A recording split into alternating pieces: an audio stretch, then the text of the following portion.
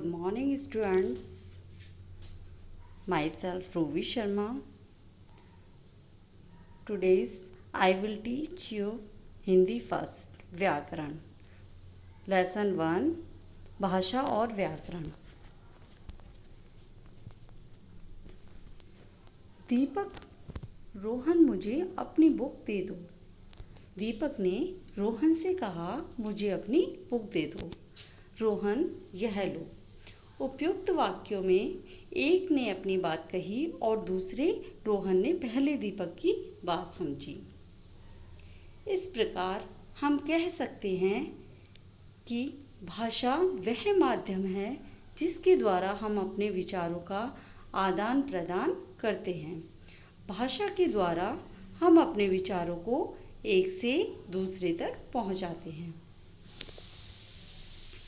हम अपने विचारों को बोलने के साथ साथ लिखकर भी समझा सकते हैं तथा दूसरों के लिखे विचारों को पढ़कर भी समझ सकते हैं।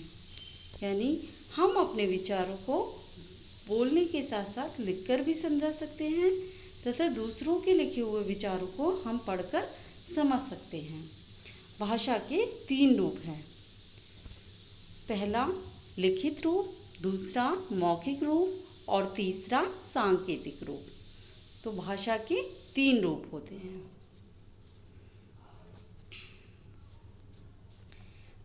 यहाँ पे 2 चित्र दिए हुए हैं। पहले चित्र में राम अपनी बहन को अपनी बात पत्र में लिखकर समझा रहा है।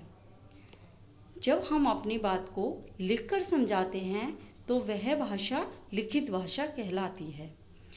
दूसरे चित्र में बच्चा दूसरे बच्चे को अपनी बात बोलकर समझा रहा है।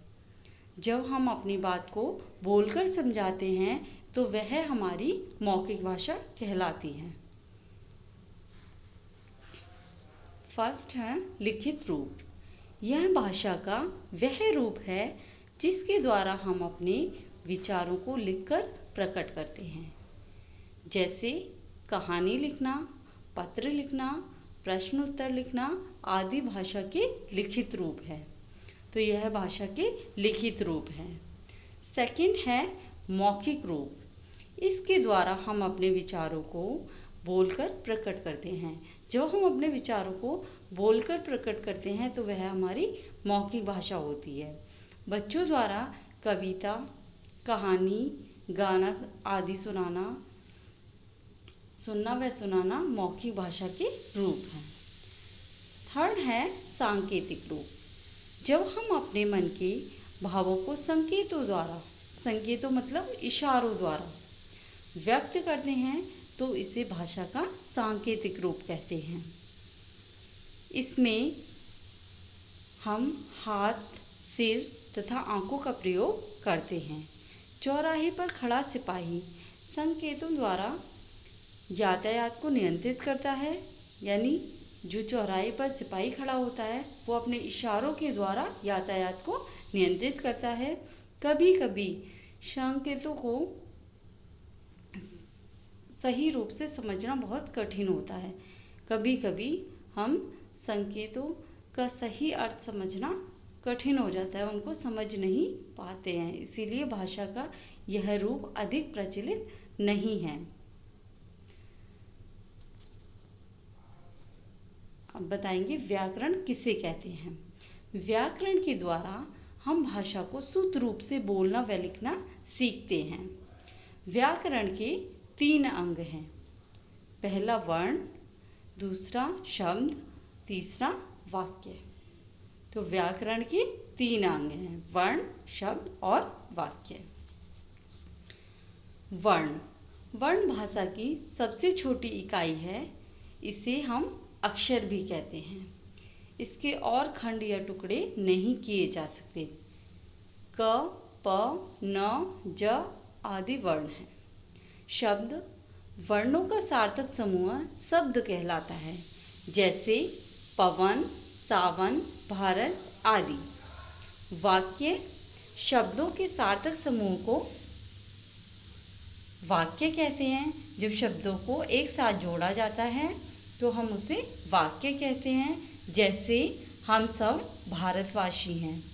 तुम क्या कर रहे हो? तो ये है वाक्य।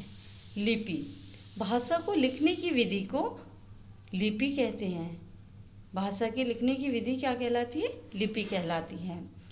हिंदी हमारी राष्ट्र व राजभाषा है। इसकी लिपि देवनागरी है। हिंदी की लिपि देवनागरी है। अंग्रेजी अंतर्राष्ट्रीय भाषा है। इसकी लिपि रोमन है। अंग्रेजी भाषा की लिपि रोमन है। हिंदी भाषा को 14 सितंबर सन 1949 को संविधान के अनुसार राजभाषा स्वीकार किया गया। इसीलिए प्रतिवर्ष 14 सितंबर को हम हिंदी दिवस मनाते हैं। हिंदी भाषा को 14 सितंबर सन 1949 को संविधान के अनुसार राजभाषा स्वीकार किया गया। इसीलिए प्रतिवर्ष 14 सितंबर को हम हिंदी दिवस मनाते हैं। तो आपका चैप्टर कंप्लीट है, आपको इसका रिवीजन करना है। That's all.